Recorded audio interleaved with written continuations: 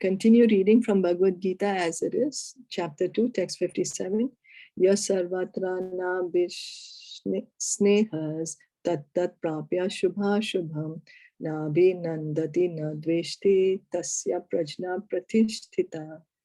In the material world, one who is unaffected by whatever good or evil he may obtain, neither praising it nor despising it, is firmly fixed in perfect knowledge.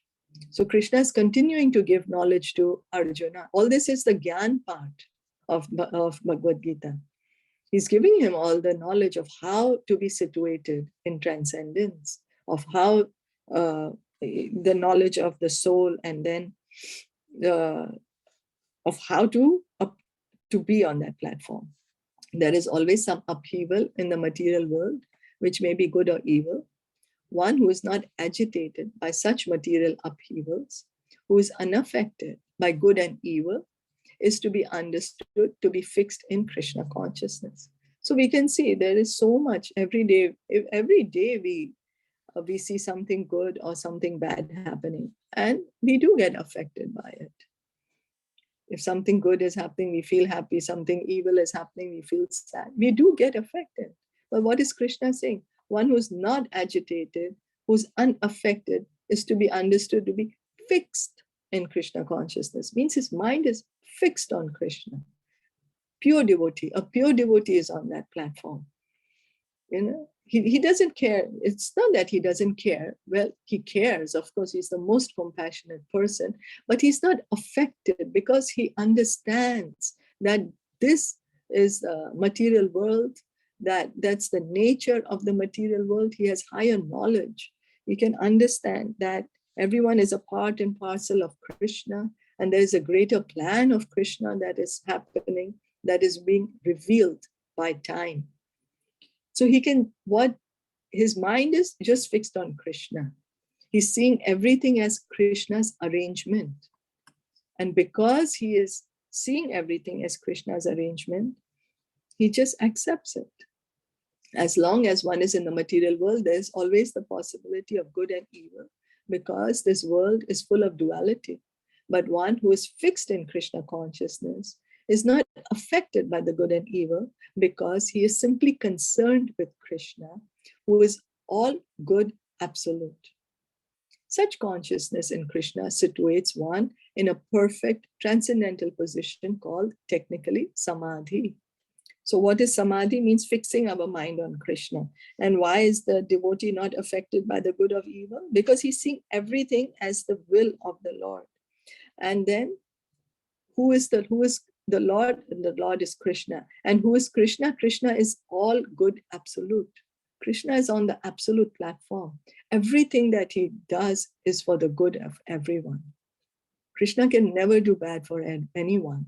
And so we need to have that faith that Krishna is my best friend. Even if there's wrong things are happening with me, things are not going right for me, Krishna is my best friend. He knows what he's doing.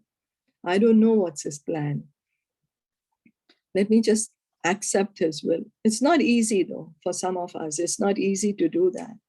For some of us, it's easy, but for some of us, it's not. Then what can we do? We can pray to Krishna. Please give me the humility to accept your will. Yeah. And hear and chant more to get that firm faith. Yes, Krishna is my best friend. Is that okay? Yeah.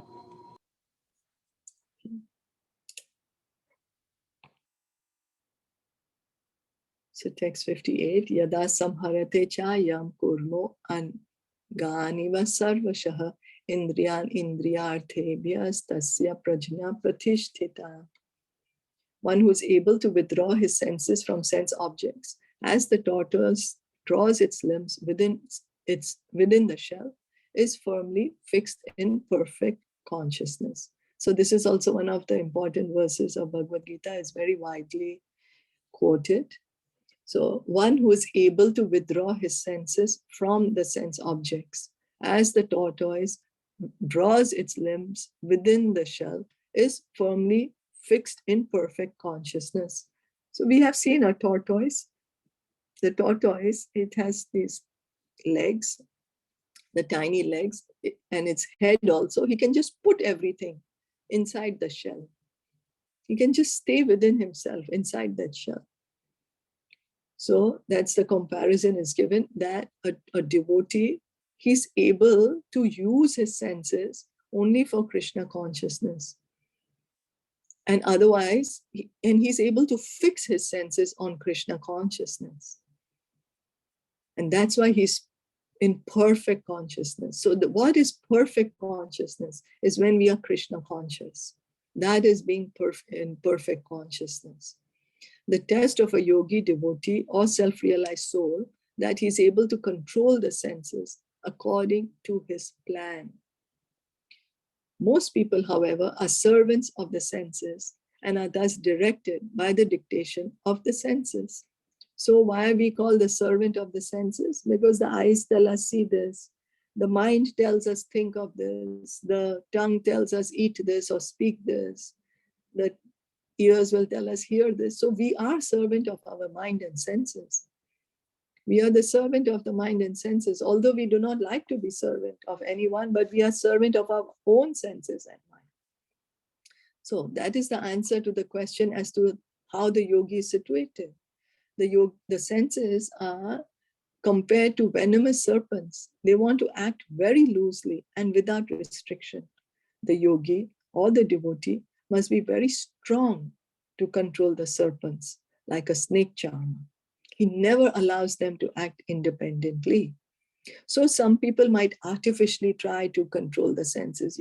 I don't know if you all have seen, people will say, okay, I have taken a Maun Vrat. I'm not going to speak of anything because the tongue likes to talk. So I'm going to stop the tongue from talking and I'm not going to talk anything. But then you see, they will write something. And now we have the mobile phone, so we might text. So that's also talking. We cannot artificially stop the senses from acting. What does the yogi do? He controls them like a snake charmer. So a devotee is like that. He knows. The snake charmer knows how to control the snake.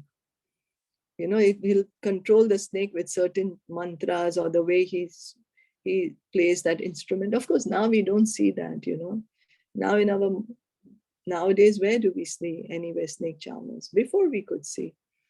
But they know how to control. So we should also learn the art, how to control the senses. Otherwise, the senses are called as snakes. They're going to drag us down. So he never allows them to act independently. There are many injunctions in the revealed scriptures. Some of them are do nots and some of them are do's. Unless one is able to follow the do's and the do nots, restricting oneself from self-enjoyment, it is not possible to be firmly fixed in Krishna consciousness. So there is pravriti and nivriti, some things that we are supposed to do, some things that we don't do. So we have to follow them. We have to restrict sense enjoyment. Why? So that we can fix our mind on Krishna, so that we can be situated in perfect consciousness. Otherwise, all the time our mind will be thinking, let me see this, let me go here. That's what we do. I want to eat this, I want to speak this, I want to meet this one so I can speak this thing. But then where is the time to think of Krishna? Where is the time to hear and chant if we are going to be all the time thinking about what the senses are telling us to do? So then what's the idea with the eyes? The eyes have to see. We cannot close the eyes. Artificially closing the eyes, how long will we close the eyes? So see the deity of Krishna, read the scriptures, see the devotees. By tongue, speak about Krishna, give Krishna to others, speak Krishna to others, glorify Krishna's name, chant the holy name. With the ears, hear from the devotees of the Lord, hear from Bhagavatam, Bhagavad Gita, hear our own chanting. That is the way to restrict the senses. Artificial restriction cannot work. It cannot work. The best example set herein is the tortoise. The tortoise can at any moment wind up its senses and exhibit them again at any time for particular purposes. Similarly, the senses of the Krishna conscious persons are used only for some particular purpose in the service of the Lord and are withdrawn otherwise. Arjuna is being taught here to use his senses for the service of the Lord instead of for his own satisfaction. Because if we are going to continue using the senses for our own satisfaction, we are the servant of our senses. We are the servant of our mind. Keeping the senses always in the service of the Lord is the example set by the analogy of the tortoise who keeps the senses within. So Rishikena Rishikesha Sevanam Bhaktir Uchyate.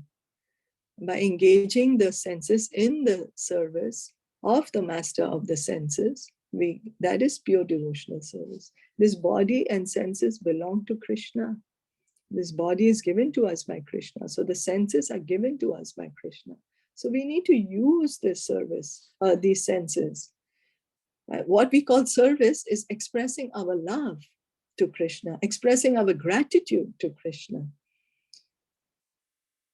And how do we do that? By glorifying him. Krishna, by offering prayers to him. Krishna, you're so kind, you're so loving, you're so merciful, you're so compassionate, that we are using our tongue to glorify the Lord. That we are reciprocating with Krishna's love. We are expressing our love for Krishna. So that is the meaning of service. We express our love and gratitude for Krishna by engaging our senses, through our senses.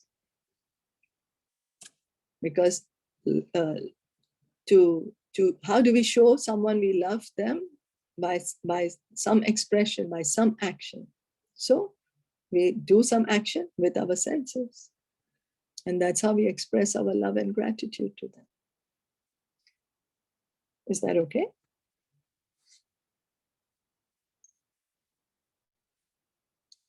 Any questions or comments or anything to add?